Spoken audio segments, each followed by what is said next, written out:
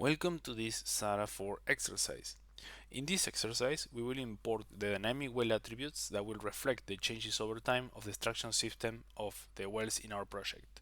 For that, we will go to our Sahara project, and once here, we will go to Import, Objects, Dynamic attributes. Remember that to import either static or dynamic attributes, you have to go to this objects submenu inside the import menu in the project menu. So we can see here that we have static attributes and dynamic attributes. We will import, in this case, dynamic attributes. So now we will go to our Excel where we have all our information. And once here, let's look for the worksheet static extraction system. And here we can see that we have the ID of the well that is going to associate the attribute to the well. Here is already selected. The date where the change is going to apply. This means the moment that we did have this extraction system on the well.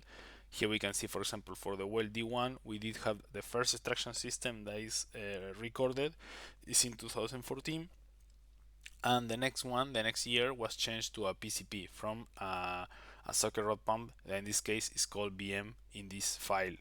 We will modify that later. Here we can see that it didn't recognize the keyword that I defined, so we will have to do it manually, but it doesn't matter because we can select it here. Here we will have, besides dates and identifier, we will have all the dynamic attributes that have been created for this project. In this case, extraction system is here, so we can select it, and here we can see that now the column has been associated. But for some reason it didn't recognize my keyword, probably because I'm missing a letter in the name of the column. Or yeah, that's probably the case. Because I remember it did end in syst at the end, so we are missing a letter here and didn't recognize the keyword. But as we discussed previously, it's not a big deal because you can do it manually all the same. Just going to lose you some seconds there. So now we have associated, as we discussed, the ID, the date, and the extraction system.